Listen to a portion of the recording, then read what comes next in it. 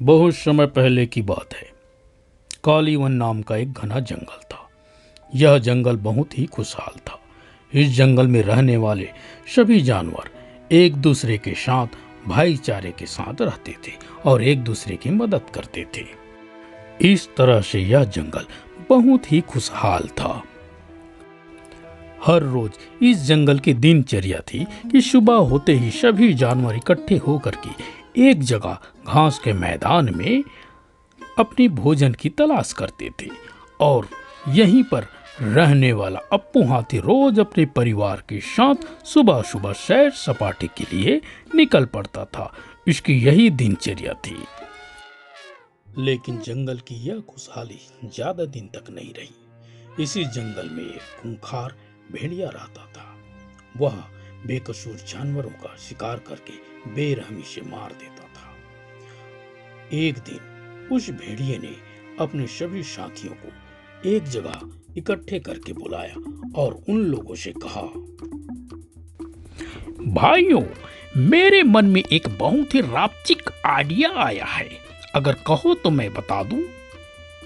देखो, मेरे हिसाब से यदि हम सभी अकेले शिकार करें तो यह संभव नहीं है, क्योंकि अकेले हम लोगों की ताकत कमजोर पड़ जाती है। इसलिए क्यों ना हम लोग मिल करके एक गैंग बना लें और उस गैंग में मिल करके हम शिकार करेंगे। हा हा हा हा, क्यों ना, है ना बहुत अच्छी आइडिया। तो दोस्तों, आप लोगों का क्या विचार है?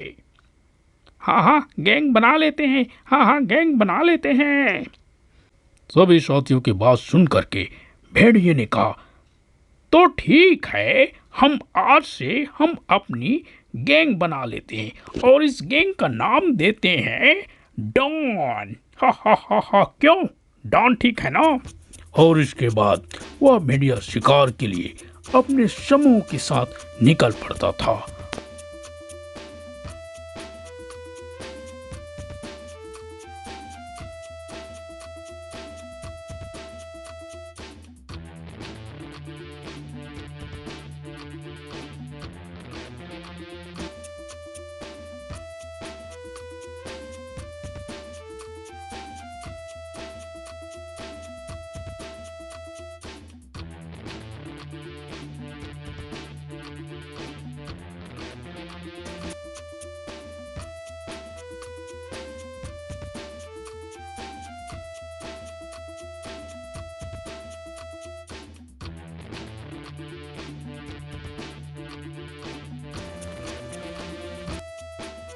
यदि कहीं पर कोई शिकार नजर आ जाए तो सभी मिल करके उन जानवरों का बेरहमी से शिकार करते थे।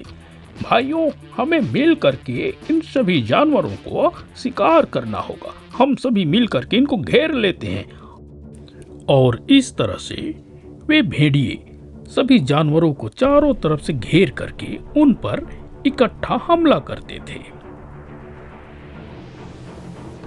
और इस तरह अचानक हुए हमले से वे सभी जानवर घबरा जाते थे और उन्हें कहीं भी भागने का मौका नहीं मिलता था।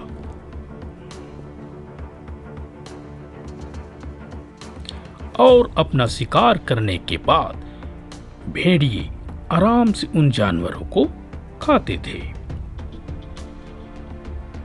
और इस तरह से वे भेड़िए जंगल में अपना आतंक फैला रखे थे।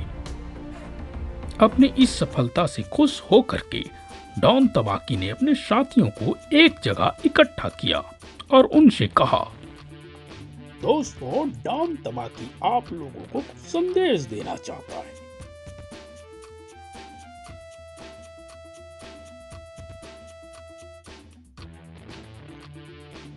हमने इस गैंग की बदौलत बड़ी बड़ी सफलता हासिल की है। इसलिए मैं चाहता हूँ कि आप लोग इस गैंग का नाम पूरी तरह से रोशन करें और साथ ही आप लोग अपने बॉस डॉन चंदू का नाम पूरे जंगल में फैला दें, जिससे इस जंगल के सभी जानवर मेरे नाम से थर थर कांपने लगे। हा हा हा हा, समझ गए ना? और इसके बाद डॉन चंदू ने आगे कहा, साथियों, अब हमारा अगला लक्ष्य क्या है जानते हो? हमारा अगला लक्ष्य है इस जंगल के राजा शेर को हराना। अगर हम लोग एक साथ इसी तरह से रहें तो इस जंगल के राजा शेर को हरा सकते हैं। तो चलो साथियों, उसे हराने के लिए चलें। और इसके बाद भेड़िया एक साथ जंगल के राजा शेर को हराने के लिए निकल पड़ते हैं। और बहुत ही जल्दी डॉन भेड़िया को यह मौका मिल जाता है। एक दिन जंगल का राजा शेर अपने शिकार को आराम से खा रहा होता है। तभी वहां पर डॉन भेड़िया धीरे धीरे कदमों से सामने आ जाता है और फिर शेर से कहता है, अरे मूर्ख शेर, तुझे इतनी भी समझ नहीं है। तेरे सामने इस जंगल का डॉन खड़ा हुआ है और तू उसे सलाम भी नहीं कर रहा है। क्या तुझे अपने जान का कोई डर नहीं? इस तरह से वह भेड़िया शेर से कहता है। शेर उसकी बात सुन करके जोर से दहाड़ता है और कहता है, अच्छा, तो तू मुझे डरा रहा है? तू जानता है मैं कौन हूँ? मैं हूँ उस जंगल का राजा शेर और तू मुझे डराना चाहता है। शेर की बात सुन करके लोमड़ी ने कहा, तुम हो गए जंगल के राजा, लेकिन अब यहाँ का डॉन तो मैं हूँ। अभी मैं तुझे मजा सिखाता हूँ। और उसके बाद भेड़िए ने अपने साथियों को आवाज दिया। लोमड़ी की आवाज सुन करके उसके साथी वहां आ जाते हैं और एक साथ शेर को चारों तरफ से घेर लेते हैं और उस पर हमला कर देते हैं। शेर अचानक हुए इस हमले से घबरा जाता है और उसे कुछ भी समझ में नहीं आता कि क्या करे। और फिर थोड़ी देर बाद शेर वहां से धूम दबा के भाग जाता है।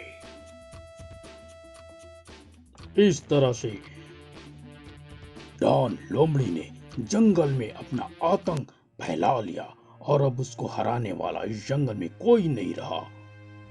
शेर को हराने के बाद डॉन भेड़िया ने अब जंगल में आतंक और फैलाने लगा। इस हमले के बाद शेर भी बहुत ही डर गया था और वह अब बाहर नहीं निकलता था। वह छुप करके रहता था। यदि रास्ते में वो भेड़िया कहीं पर दिखाई देता था तो वे झाड़ियों में छुप करके बैठ जाता था। इस तरह से शेर के मन में भेड़ियों के प्रति डर पूरी तरह से बैठ गया था और इस डर का फायदा पूरी तरह से डॉन भेड़िया उठाने लगा। अपनी इस सफलता से डॉन भेड़िया और भी ताकतवर हो गया। अब वह एक कदम और आगे बढ़ते हुए इस जंगल के राजा गजराज पर हमला करने की योजना बनाने लगा और उसे यह समय बहुत ही जल्दी मिल गया। एक दिन गजराज का बेटा अप्पू जंगल में टहल रहा था। तभी तबाकी ने उसे देख लिया और धीरे धीरे कदमों से उसकी ओर आने लगा। अप्पू हाथी के पास आकर के तबाकी ने कहा, अरे वाह, आज तो मजा आ जाएगा। आज मैं जिसको बहुत दिनों से खाने के लिए सोच रहा था वह तो मेरे सामने है। और इस तरह से सोचते हुए वह डॉन भेड़िया अपने साथियों को आवाज देता है और उसकी आवाज पाकर के उसके साथी एक जगह इकट्ठे हो जाते हैं और उस अप्पू हाथी पर हमला कर देते हैं। इस तरह से हुए अचानक हमले से अप्पू हाथी जोर जोर से चिल्लाने लगता है और उसकी आवाज जंगल में चारों ओर गूंजने लगती है। लेकिन बेरहम भेड़िए अप्पू हाथी को नहीं छोड़ते। अप्पू हाथी लगातार जोर जोर से चिल्लाते रहता है लेकिन बेरहम भेड़िए अप्पू हाथी को नहीं छोड़ते। अप्पू हाथी की गूंज बहुत दूर तक गूंजने लगती है। उसकी गूंज को उसके माँ बाप सुन लेते हैं और उसके माँ बाप अपने सभी हाथियों को एक जगह इकट्ठा करके यहाँ लाते हैं और सभी लोग भेड़ियों पर टूट पड़ते हैं। भेड़ियों को मार मार के अधमरा कर देते हैं और भेड़िए घायल हो जाते हैं। इस तरह से मार खाकर भेड़िए दूर चले जाते हैं। तब अप्पू हाथी भेड़िए से कहता है, अरे वो भेड़िया, तेरी इतनी हिम्मत, तू मेरे बेटे पर हमला करने की सोच ली। लगता है तुझे अपनी जान प्यारी नहीं है। अगर तुझे अपनी जान प्यारी है तो इस जंगल को छोड़ करके तुरंत चला जा, नहीं तो तेरी डॉनगिरी को मैं यहीं पर खत्म कर दूंगा। चला जा। हाथी की बात सुन करके भेड़िए ने कहा, मुझे माफ कर दो हाथी भाई, मुझे माफ कर दो। मैं इस जंगल को हमेशा के लिए छोड़ के चला जाता हूँ। मैं आप किसी को भी अब परेशान नहीं करूंगा। और इस तरह से जंगल उस डान भेड़िए के आतंक से मुक्त हो जाता है।